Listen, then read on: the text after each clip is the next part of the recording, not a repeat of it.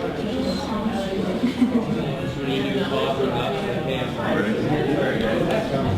everybody, it's LA2M, 11:59, almost noon, in case Dave's like he's taking pictures. But welcome to LA2M, thanks for coming.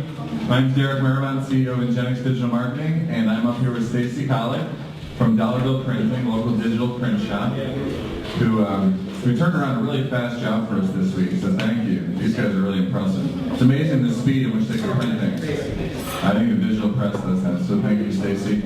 And this is LA2M. We meet every Wednesday. Is there anyone here for your very first LA2M? Okay, welcome ladies. Thanks for coming. We always have great speakers, so you learn about different marketing topics. Everything is always videoed, so it's live streamed, so if you can't make it in, if there's like a storm or something, you can watch from home at la2m.org/live. And we also take a lot of pictures. We have a LinkedIn group, we have a Facebook page, and we tweet. Okay, so you can all follow along on Twitter. Anyways, there's a lot of ways to connect with LA2M. You can check in on Foursquare. Do we still do Foursquare? Who's the mayor? Carter right here. Carter's the mayor? Okay, Carter's the mayor on Foursquare. So you can try and oust him as the mayor. Well, basically we do a lot of social media. So Aaron and Lauren will live tweet, and you can use the hashtag LA2M. So all your tweeters out there, feel free to tweet all the brilliant things our speaker says. Or you can tweet the brilliant things that I say. Anyways, that's a self-depreciating humor. So anyways, the reason Stacy's up here holding a big basket is LA2M is a 501c3 nonprofit. So we're a marketing education group, and we support ourselves by passing the hat. So there's no cost to come to LA2M. You can come if you want lunch. It's $10. The menus are on the table, and they do a really good job with the food here at Conor O'Neill's. We suggest maybe throwing $5 in the hat, maybe 10, maybe 20, whatever if you're feeling generous. Maybe you just won the lottery. I don't know. But anyways, that goes to support us. We do have some hard costs. LA2M has one employee who does a lot of the work because it's the rest is all volunteer. So thanks for helping support us, and thanks for showing up because we couldn't do it if y'all weren't here. Stacy also has a shirt, which we're going to get to the speaker. Carter's in the back. We'll get the picture in a minute. And the format of the meeting is the speaker talks for around 30 minutes. We do have time for Q&A, most likely, and then we get to introduce yourself. So if you maybe have a job posting, or you're looking for a job, or you just want to tell us briefly about what you do, you can do that and tell about yourself, and then we finish at 1 p.m. And oh yeah, sponsor. That's one thing. We're also supported by sponsors. Let's get this T-shirt photo back there. But we're also supported by sponsors. So every month, somebody sponsors. This month, Dexter Builders is our sponsor. So Dexter Builders paid $250 to be our sponsor. They actually got a good long month, so this was a good month to be a sponsor. And if you are a sponsor, your information goes out to around 1,500 people in Southeast Michigan on our mailing list, and you get to say a couple words. You want to say a couple words to the group? Let's give Dexter Builders a round of applause. Thanks for sponsoring. That's the biggest applause I've gotten in a while, so you feel good. Like you said, it's a nice long month, and I've been up here plugging my company. So this week, I was just going to talk about something we did over the weekend. Actually, the last couple of weeks we were working on. Every year, Dexter Builders and the Rotary Club of Dexter gets together, and we do a giant playhouse. It's about 7 feet tall by 10 feet wide. And what they do is they build a playhouse complete with shingles, roofing, siding, everything, and it's a replica of a building, a historic building in Dexter. And this year, it was a building that's called Terry B's Restaurant. And it was featured in the parade. Everybody got to take a look at it, and then they also sell tickets at $5 a ticket. And then all of those tickets and proceeds go to scholarships they do for local schools like Dexter, or any other kind of scholarship or fundraiser that they think the Rotary Club thinks would be appropriate for the community or any other kids. So I invite you guys to go check it out at our website at dexterbuilders.com or on our Facebook. But also we're going to have it on display at Bush's Market in Dexter, where you can look at it and see some of the work that we did. And it'll be on display all the way until August, where they have Dexter Days, and then it'll be raffled off. So something cool you guys can check out if you ever find yourself in Dexter, and you can see a little bit of our work firsthand. We do big stuff and small stuff like playhouses too. So. Thank you very much. And because we like to support our sponsors, we've already talked about this. I know a few of you are planning on kitchen remodels and bathroom remodels with this guy for sponsoring. Who was going to get the... Sorry, it's another humor thing. But anyways, support our sponsors. Tell a friend about how nice Dexter Builders are, and they do great work. All right, so without further ado, our speaker, all the way from Southfield, Michigan.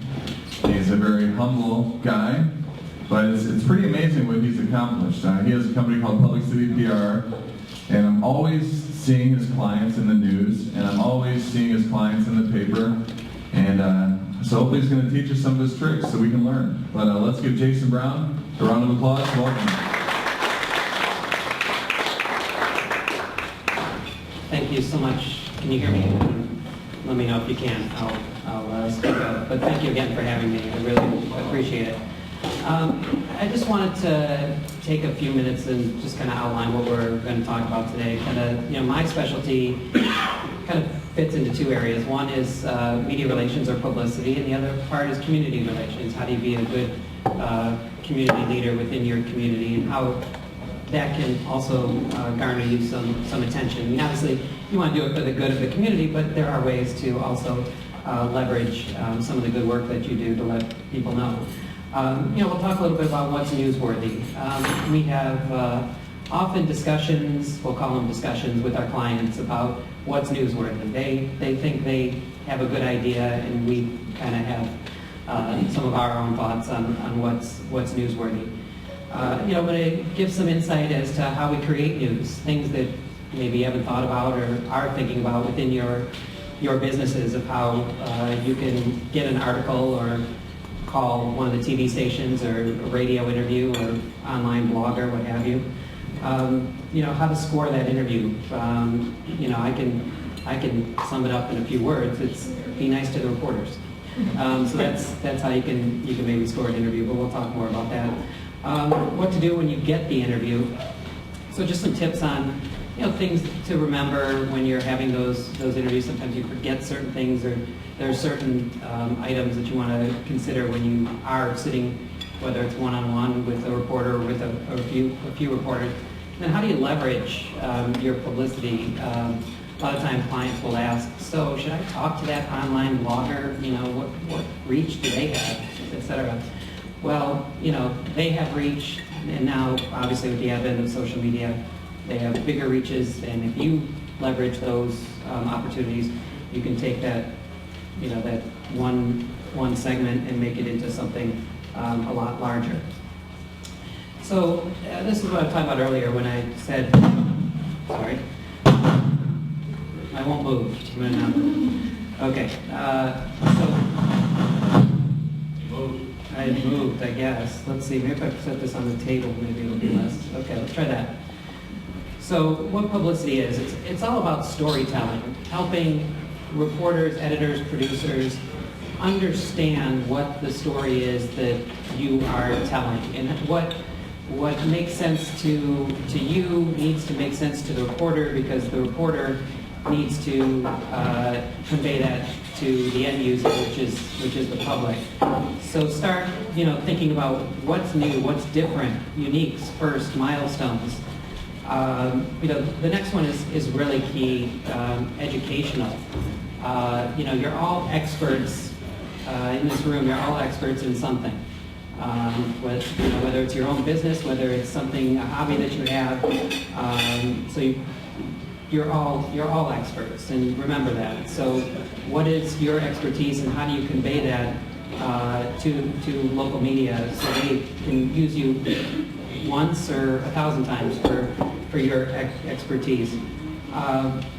It's all about timeliness and relevancy. A lot of times we're being proactive, but I'm going to show you some examples too of being reactive. So something in the news that you see or hear,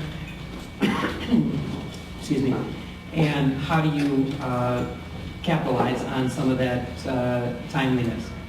What publicity is not, I spend a lot of my days talking to clients about what it isn't more than what it is. It's not controllable per se. You can't say exactly that we're the greatest digital marketing company this side of the Midwest. Might be true, but you better have the stats and the numbers and everything else to back it up before you make that claim. On the flip side, it's, as it says, buy an ad if you'd like to make that claim, because the advertising will run those messages. Don't like to spin the truth. I talk to clients all the time about just tell the truth, regardless of what it is. Be truthful. Don't dress it up. Try to make it sexy. Try to, because they're frankly they're smarter than you think. So they're going to do their research. You can make a claim, but just because you make the claim doesn't mean that's going to make it on air or in the paper. And it's not self-sustaining. I've worked very hard in, I'd say, 13, 15 years to make relationships with various reporters, and some of them I consider friends now. And so it's not about, a one-time shot. It's managing their reputation and making sure it's crystal clear. So we talked a little bit about this. I'd like to take a moment. I know you guys are eating, but so I have the Detroit News and Detroit Free Press here today. Tell me what you think's on the front page. Anyway. Bankruptcy. Okay. Hockey. Grand Prix. Grand Prix. All right. So let's just I'll take the Detroit News first. Obviously there is hockey. There is Bing feels he was benched too soon. Hathaway gets a year in fraud.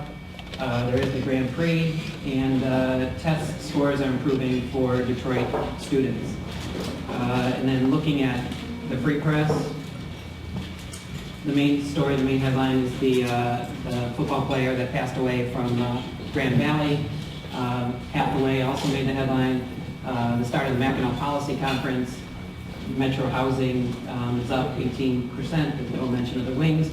So the reason why I bring that up is because we might think we know what's newsworthy, but there's an editor there that's gonna make the decision as to what's newsworthy, and you need to do the best you can to help them understand what is newsworthy. Breaking news, obviously that's always newsworthy. Again, that goes back to but what's the breaking news? What's the audience or geographic impact? Is it affecting a few people, thousands of people, hundreds of thousands of people? Milestones within your businesses, even 1 year anniversaries, 2 years, 5 years, 10 years. So many customers that you've helped support. Events that you're having. They all have a place within the news. There are calendar listings, etc., for the events. So there's a lot of opportunities for what's newsworthy. We talked about this, something new, something first. I'm going to try and play this and see what happens. Where's playing earlier?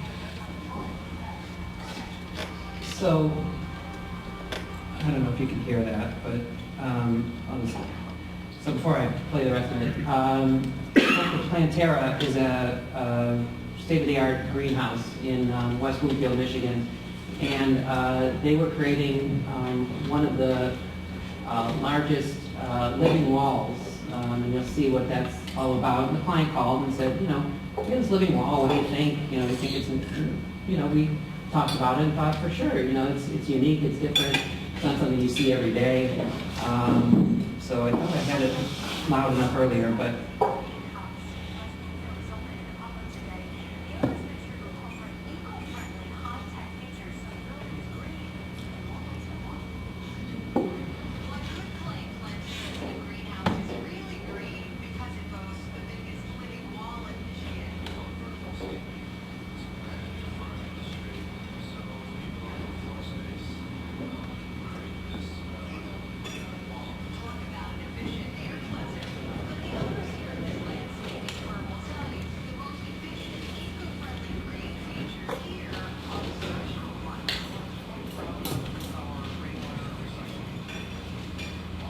which was another unique aspect to the story.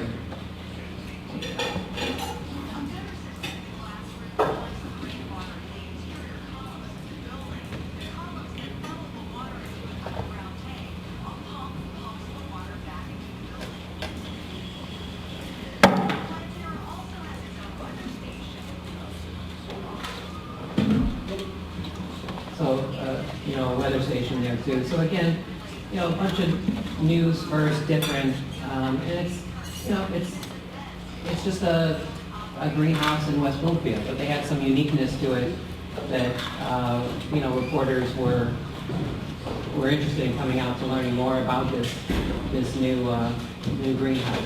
So, you know, I just thought I'd provide this example of something that's new and different. And, So, Viterra is your client?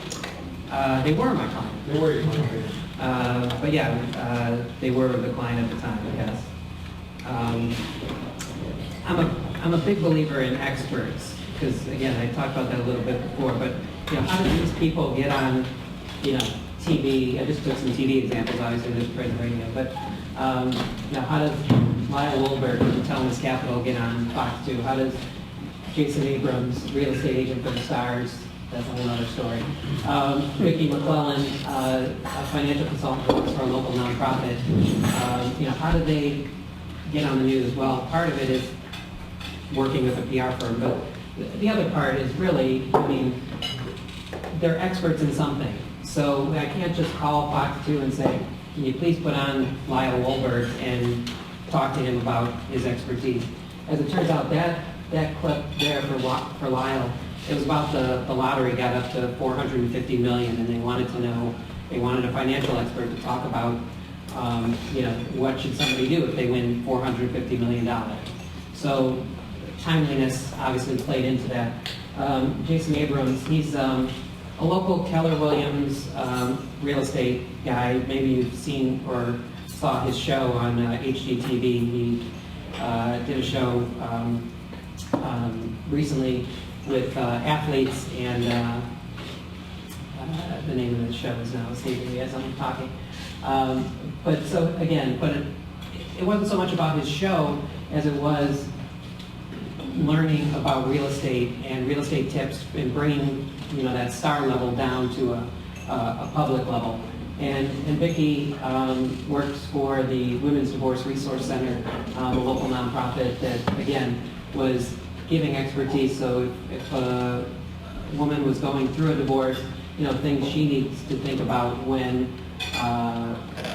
you know, from a financial side of what to do when the divorce occurs. So again, all experts in their fields, which is, I think, something that's important you should all consider. This one here, trends in research. Hold this up to the speaker. Okay. Sure. This is one more.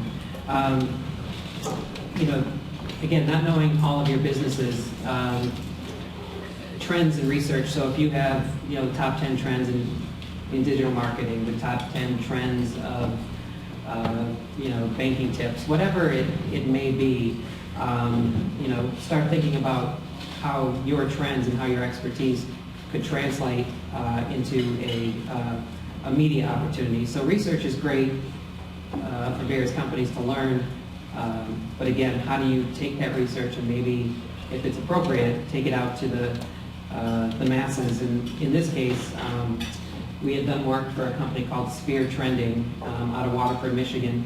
So again, 12-person shop that does more consumer, fashion, retail type trending research. And they had some research as it relates to tweens. So we had sent that out locally and nationally, and the USA Today picked it up, and then based on the USA Today, CNBC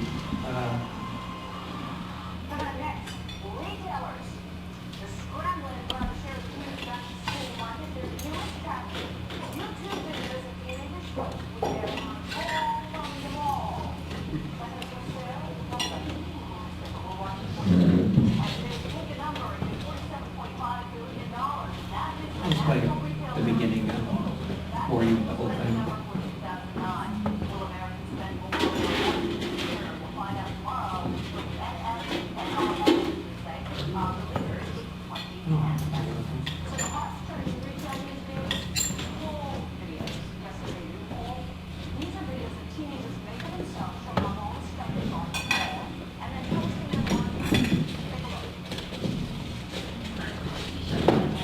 Technology.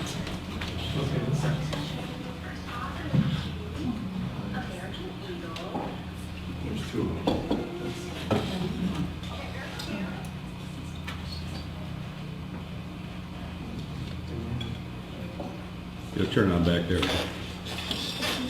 Sorry. You know, back there is kind of iffy. Well, the point I'm trying to make is, so how does this woman who's going to give a couple quotes here in a minute, Mandy, from Sphere Trending,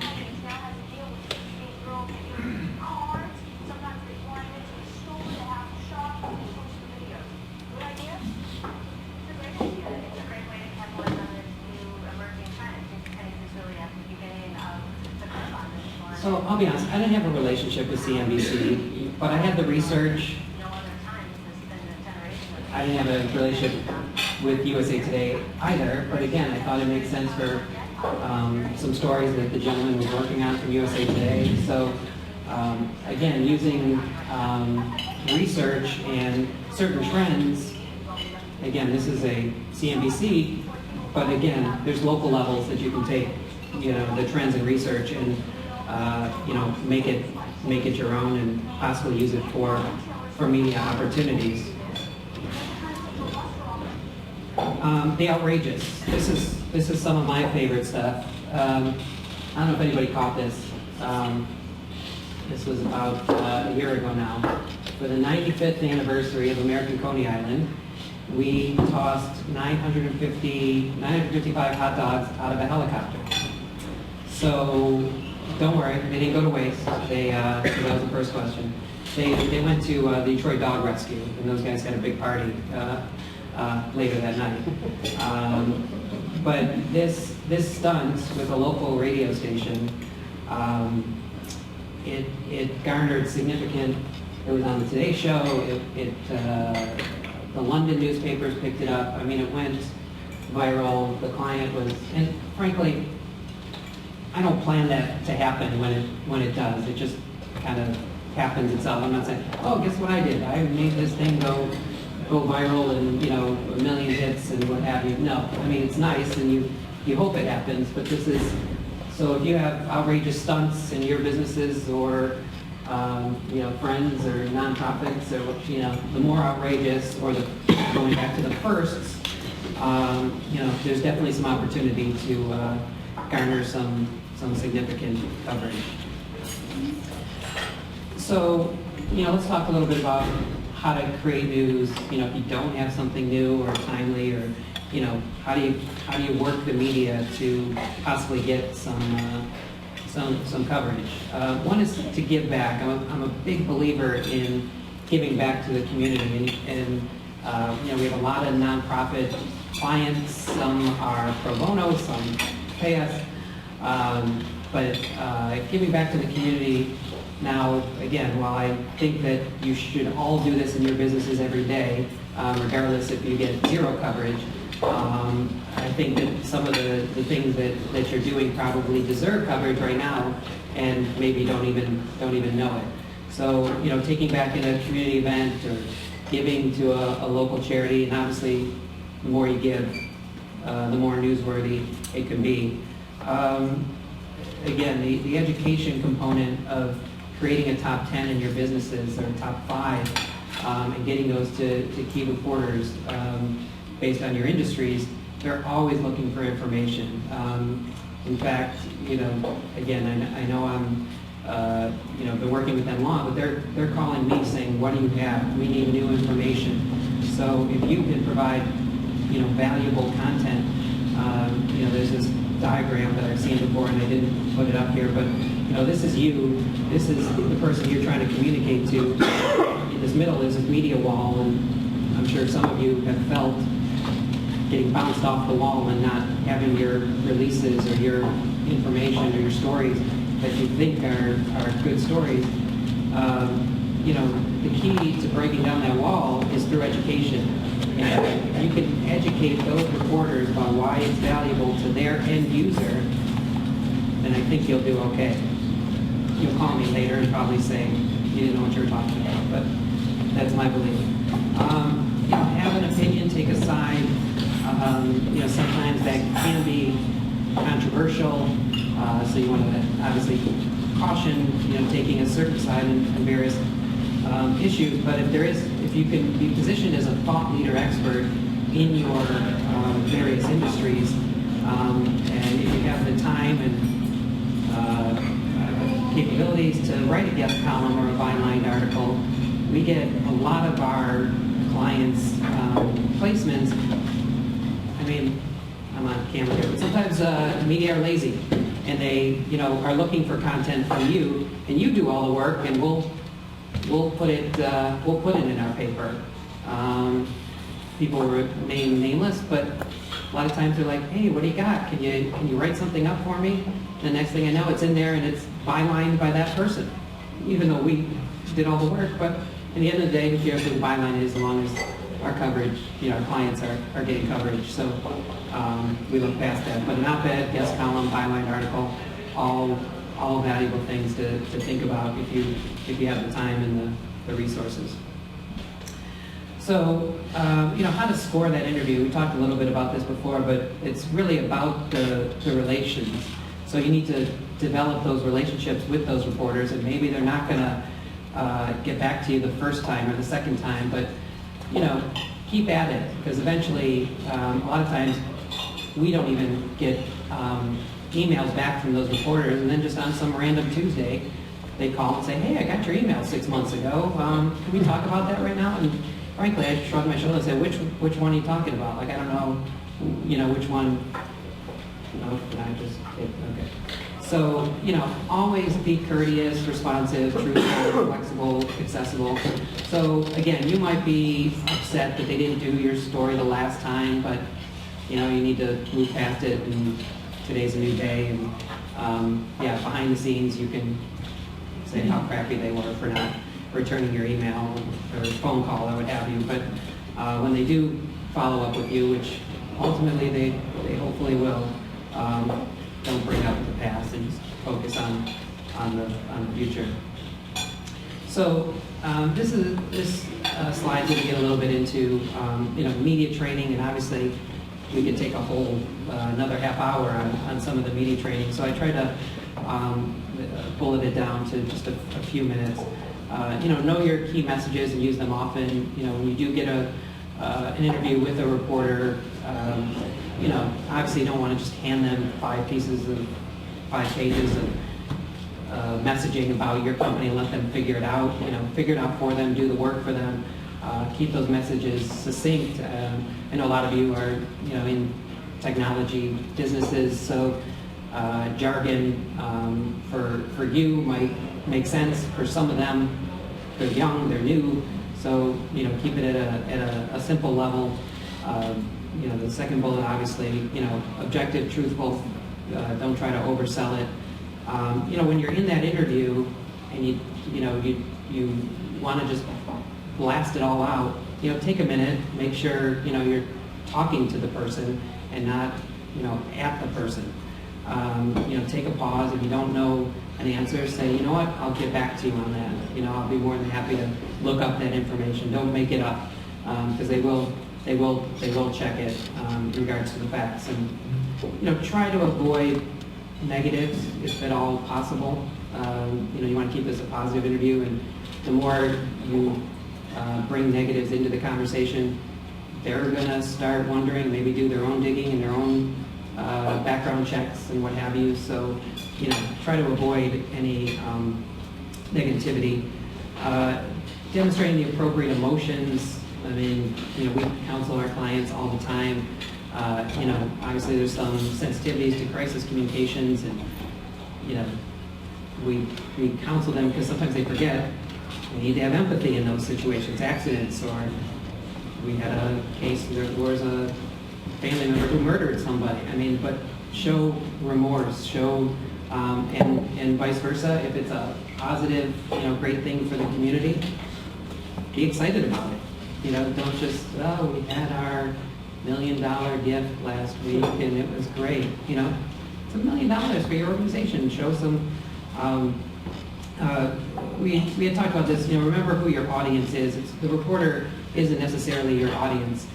The reporter is the gatekeeper to get to that audience. So make sure that you're not talking to the reporter, because ultimately that reporter is going to sell your story to the general public. If you do get negative questions, the appropriate thing is I understand, I hear you, but then kind of shift back to the positive question. So acknowledge that they're there. You know, we're not really here to talk about that today, but I'd love to talk to you about the. Oh, sorry. You had a question. Sorry, just up. That point, I wonder if you take 30 seconds and expand on that. Remember your audience a little bit, because you know I've sat down with reporters and felt the reporter objectively viewing instead of thinking about their readers. Any tips on how you, without being negative to the reporter, how you help? Yeah, no, it's a good question. And What exactly was the question? the question was how to make sure that the reporter is, listening to your key message and conveying it in a right way to their audiences. Does that sum it up? Yeah, doesn't filter it from Right. his eyes, forgetting who the readers are. You know, and frankly, there is no perfect way, because now people, kids just out of college are now becoming the technology writer, even though they didn't necessarily have any technology experience, or a business writer, and, so that plays a little bit of a role into it too. You can obviously say, I think this will be interesting to your readers. This point will be, so maybe it causes a mark for them to take their pen and go, okay, yeah, let's remember that point. Obviously there's a reporter, there's an editor, so there are filters that sometimes often, like, I didn't say Tuesday, how did you get Tuesday out of this? Yeah, and but it's okay to go back to them and say, you made a mistake, and can you write a retraction? But I think, getting your point across and saying, I think, here's a key point that I'd like to get across, I think is just one good way to kind of garner their attention. But I've had them get it wrong, and you just got to shrug your shoulders and go, all right, well, call them back and say, hey, well, that was close, but it's not exactly correct. So that was helpful. Leveraging your publicity. I talked about this a little bit in the beginning. Scoring any media placement, I think, is a win these days, because the media is shrinking day by day. But how do you leverage those publicity opportunities? I mean, I've done blog interviews about my company. I doubt anyone was reading it via the website, or very little. But posting it on my site or on my social media channels, or in our newsletter, or in a chamber newsletter, they'll post it because I'm a member.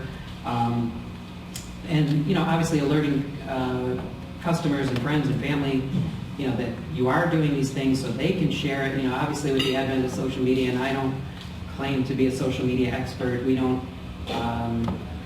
manage our clients' social media pages. We'll share their stuff. We'll do all of that. But as far as, hey Jason, can you post today? I avoid it because it causes its own PR problems, as you probably saw by the Chrysler guy who tweeted in traffic. If you don't know that story, come up to me and I'll tell you later. There are some ways to certain coverage, honors or awards, just display them proudly in your businesses, or on your websites, or to let people know that as seen on, if it makes sense. And then obviously cross-selling some of these opportunities. So if you were on TV, maybe it makes sense to take that story and get it into the paper. A lot of times we're looking for national trends, whether they're clients or not, but trends in financial, trends in retail, what have you, and taking those trends and saying, hey, did you see those trends? I can talk about it from a local level, from a Michigan level. And again, I think there are ways to cross-sell some national opportunities, and I skipped ahead and said, as seen on, which I think, again, is an important aspect to continue to give your businesses credibility. So I've done a lot of talking. I don't know if I was too fast, too quick, but I appreciate your time and would love to answer any questions you may have. So you got to do a few minutes for questions. So if you raise your hand, I'll bring the mic over. If you don't mind, can you just get into the whole tweet thing with the GM? Oh, Chrysler. Or Chrysler. So there was an agency that hired this. Chrysler hired this company to tweet for them, and there was I think he was 27 or 28 years old, and he had access to the Chrysler account, and he was driving in traffic on his way to work, and he was either coming or going from Detroit, and he said, "Typical effing Detroit traffic," something along those lines. It was like, they call this the Motor City, but no one knows how to Yeah, drive. people don't know how to drive. Choice Effing words. right, yeah. And he was using Hootsuite, and he went out on the Chrysler account versus his own personal account. So, needless to say, the agency was eventually let go, and over time, and they have a new vacancy now. You got a question right there. Hello again, Todd Gertis, Intelligent Transportation Services. Wondered if you could maybe give a few pointers. We've been asked sometimes from media to, hey, write up a press release and send it to me. Could you give us a few tips about how to construct those press releases, or any thoughts you might have about that? Sure. Thank you. Yeah, no, it's a good question. And I will say this, that now with the advent of internet, social media, there are examples of almost every single press release known to mankind via the web. I'm not saying copy them word for word, but you can use them as a guide to help you, write your own. I mean, obviously, you want to have the most poignant or most important information first. There's the inverted pyramid style of journalism. If you're familiar, get your the most important information first. But again, the one thing that I will caution you on, because a lot of times our clients are like, yeah, we'll write it. That's great. But a lot of times they oversell the business and not get down to what the value is to the end user. Great. We're wonderful. We're, the biggest. I mean, that's all wonderful stuff. But, at the end of the day, the reporters don't really care. They want to know what the news is. So you need to get to the heart of the news as quick as possible, because you will lose them if the most important paragraph is in paragraph 5 or 6. Jason, I have a question. So the hot dog drop, for example, which you said went viral, how do you report the results on something like that to a client? So what type of report do you give? What metrics do you feel are most important? So I don't sugarcoat things, so I don't have a filter. I'm not a huge believer in PR metrics. There, I said it on camera. Because I can write a fancy report for you. I can tell you that your hit got 3 million views on YouTube. It got 100 print broadcast, online hits. It was seen by 8.5 million people. What does that mean to them? Did the phone ring? Was there an increase of hits to the website? Did more people go to the restaurant? That's what I'm looking. I'm looking for more metrics from our client than I am to. And yes, we give the reports, but in the same token, I don't like to oversell it. If a client says, nobody called.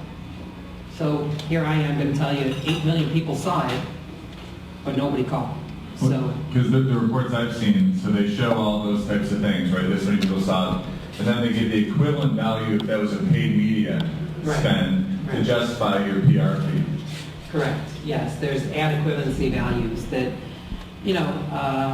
some agencies believe in, some don't. I don't follow the rule. I mean, if a client really pushes to find out what the ad equivalency value is, they really want it, I will go and find that for them. There's formulas of you know, how big were the column inches, and you know, how does that translate to the overall cost of the ad? And you know, I'm not going to tell you I love that method. I just like to get the word out, make a difference for our clients, you know, make sure enough people saw it. And at the end of the day, get that call from them saying, hey, guess what? Somebody just came in and spent $5,000 on that widget, you know, or bought something from our company or our service or whatever the case may be. That's what, in this day and age, I think that's what they want. You know, they don't want the fancy report. They want, I think you all want, you know, an increase in revenue of your business, and not for anyone to give you this report that says 8 million people saw it, though.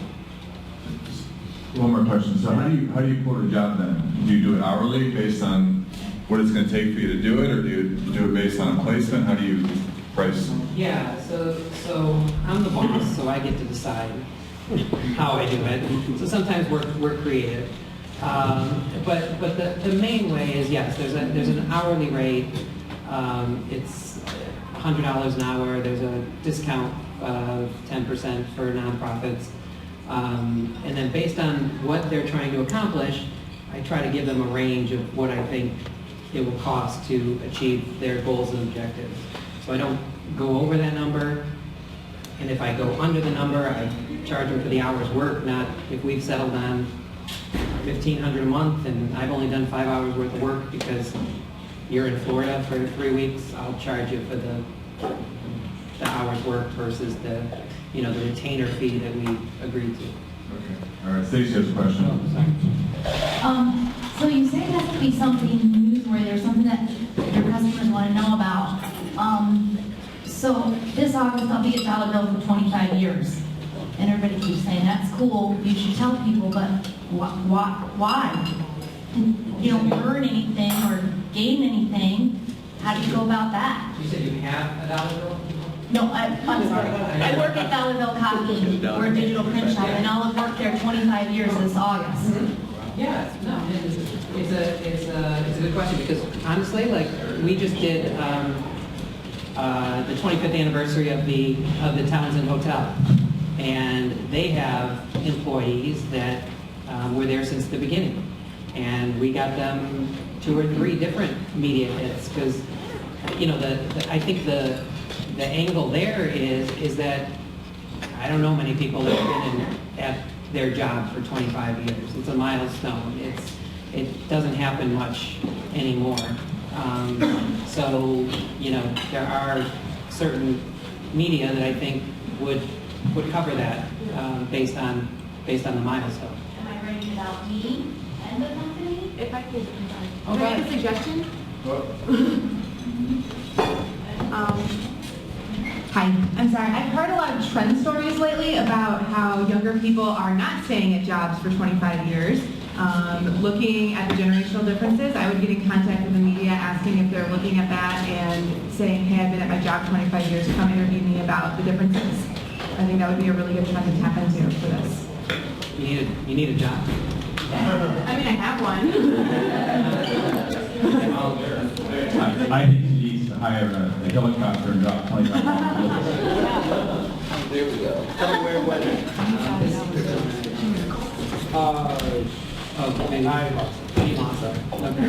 We got time for one more question. I'm running. Anybody else? One last question for our speaker? I know you can't have her. She works for my. But she is a journalism. And that's my. She knows journalism very well. All right. Cool. Well, let's give our speaker a big round of applause. Very, very interesting talk. If you didn't get a chance to contribute, if you came in late, I'll leave this here. You can throw some money in. We're now going to go around the room and introduce. You get to introduce yourself. So this is your 15 seconds of fame, 15 moments of fame. Don't be shy. It just takes a minute, and we'll be done. We're going to start over with Mike. And please stand up if you could, if there's room.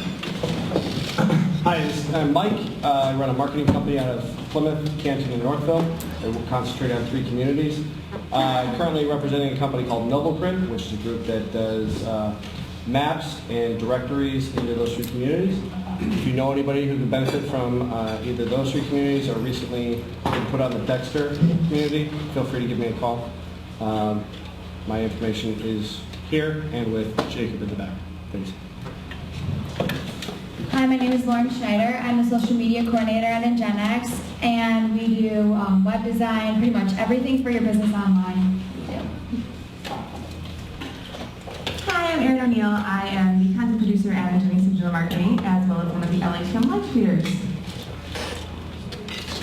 Hi, I'm Stephanie. I'm an intern at Ingenex, and we're currently working on a project where we're blogging about different events in Ann Arbor, so keep a lookout for that. Hi, I'm Rachel Keaton. I'm a senior at Michigan State studying advertising and media. I'm also an intern at Ingenex. Go White. Hello, I'm Jessica Morrow. I'm currently a senior at Michigan State studying advertising management. I'm always looking for new connections, so if you want to talk to me afterwards, that'd be great. I'm Roger Rayle. I'm a venture catalyst, and I do videoing here and several other places. And our Ann Arbor Video Interest Group meeting is 2 weeks from tonight, so a2vig.org. Several other events going on, so I need to talk to you guys. I am Beth Simon. My company is Taproot Marketing, and my clients are small businesses and solopreneurs who might have something to say. They might not know who to say it to or how to say it, and I help them with that. Hello, everybody. Carol Cam with Encore Online Resale. We do eBay consignment sales for individuals and businesses, basically everybody who's got stuff they're not using anymore. And 2 announcements today. One is that we learned over the weekend we've been nominated for one of the Think Local First Indie Awards in the Hidden Gem category, so that's very cool. And secondly, I also learned when we came back from the holiday that one of my longtime staff members is moving on to new opportunities, so we will be hiring. I've put a job description out on Craigslist. If you think you know somebody who might be interested, let me know. I'll be happy to send it out the link. My name is Justin Gibson. I work at Sandler Training here in Ann Arbor. Most people know us as sales trainers, coaches, but what most people don't know is we also hire salespeople. We'll go through that process, hire a salesperson for your company. Some people might think we're expensive, but I also think it's expensive to hire the wrong person. Good afternoon. Todd Burtis with Intelligent Transportation Services. We are a social entrepreneur startup, and we are focused on 2 pains in the city of Detroit. One of those pains is long-term chronic unemployment. Imagine walking down the street of Main Street in Ann Arbor, and every 3 of 5 people you pass don't have a job. And it's a very long-term situation that we're working to resolve. And the other pain that we're looking to resolve is the lack of reliable, affordable, and reliable public transportation, and we're focused on doing that on 2 different fixed routes. I'd be happy to share more with anybody after today's meeting. It's a pleasure to be here, and just a plug for Roger, great guy, does good venture, does venture catalyst, bringing people together. He's been an awesome mentor, and his video services are outstanding, so if you don't know him, I'd take a minute to talk with him as well. Thank you very much. Okay, here's your $20. I'm Tom Crawford. I'm a mobile app developer with a company called Movable Bytes. You may want to check out, if you haven't already, our latest app, which is Happy Hour Deals for iPhone. There are 5 happy hours right now within walking distance of Conor O'Neill's. And if you're not into drinking during lunch, then at 5 o'clock there will be 56 happy hours within walking distance of here. Android version is coming, and for those of you who might be traveling out to the west side of the state, we just added Grand Rapids and all the way out through Grand Haven and all the cities out there, so you can check that out as well. Yeah, over here. No, T-City. Oh yeah, we'll get Traverse City too. That's coming next week or the following. Hi, I'm Ariana Sauber. I'm an intern at Ingenex, and I'm graduating from Cranbrook Kingswood next week. I'm really excited. And I'm starting at U of M in late June. Hi, I'm Jordan again with Dexter Builders, and just another reminder, if you guys are interested in getting a raffle ticket for the Playhouse, You can do it at Bushes in Dexter, or talk to any Dexter Rotary Club member, or if you just want to swing by and take a look at it, it's pretty cool. It'll be sitting out there until August, so you have a little bit of time to take a look. Hi, my name is John Matos. I'm also an intern in digital marketing who also help our clients write press releases. And I'm originally from Brazil, and I'm also a graduate from Michigan State University in advertising. Hello, Kevin Packard with Foresight Group, Print Solutions and Deliver. I'm here to help you take advantage of everything we have to offer. Good afternoon, everybody. My name is Jim Uzio. I have a company called 5522 Tech, and we work with companies and entrepreneurs with your digital strategy, everything from web and mobile development to social media and SEO. So I'd love to talk to you if you have that need. I'd also like to plug in for Dexter Builders. Derek joked earlier, but they did have them out this past week to give me pricing on the siding project I'm doing. So they're very receptive. So if you have any needs at home, make sure you call Dexter. Hi everybody, I'm Stacy from Dollarville, your local digital print shop. And Derek, I just want to compliment this group of interns. They speak really well in the microphone this round. I'm impressed. Hi, I'm Bud Gibson. I created the search marketing program at Eastern Michigan University. We're currently running our search marketing practicum, and I hear people telling me they have needs for folks who know pay-per-click, who know SEO. Well, our students are that. They are reasonably priced relative to the competition, so please check us out. How you guys doing? My name is Dominic Ciantar. I'm working for a local startup company called scoutforce.com, and what we do is we simplify the recruiting process for college athletic departments and college coaches. And I'm currently pursuing my Google Analytics certification in Bud's Search Practicum. My name is Natalie Kearns, and I'm the accountant for Team Codes Corporation, and I'm here with my two marketing folks, so they will tell you what we do. Allison Berg, marketing and tech support for Team Codes Corporation. Hi, my name is Katie Murray. I manage sales and marketing at Gene Codes, and we're recruiting for both inside sales and tech support right now. Hi, my name is Karen Tuttle, and I'm with Pfizer Design, and we create honestly beautiful design.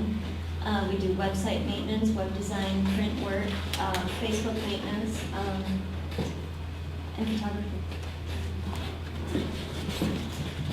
My name is Jeff. I'm with Tech A2. We do local computer support, third party for small businesses and individuals. I'm Kurt Sherling from Print Studios. I'm a commercial editorial and portrait photographer. And record these meetings. They go up on the group's Facebook page. I'll be up later today. Thanks, Carter. And I was just laughing because he took a picture of me handing the mic. Kind of fun. But yeah, my name is Derek Marabon. I tend to kick off these meetings, and we finished 7 minutes early today, which is great. So you have extra time to shop or maybe talk to people before 1 o'clock. But yeah, there's 5 happy hours within a football's throw of this building. So 7 minutes. But anyways, I really appreciate all of you coming. Gene Code's a really interesting company. If you guys didn't know about them, they identify people based on like their genes and all that. So they do really cool stuff. So thanks for coming, Gene Codes. Thank you. And thanks to our speaker. Oh, you know what? I need to announce next week's speaker before we close. So next week, I just checked my LA2M iPhone app for who's speaking. Who I shouldn't have to do that is Bud Gibson. And he looks just like his picture. It's like him and then it's him. It's really weird. It's a recent picture. Yeah, so Bud Gibson's going to be speaking on using social media and search to get the right customers, which I think is very relevant. And I'm sure we'll have a big Eastern Michigan contingent out here. I'll bring out the posse, and you all come back, and let's give our speaker one last round of applause. Thank you very much. And we'll see you guys next week. Thanks.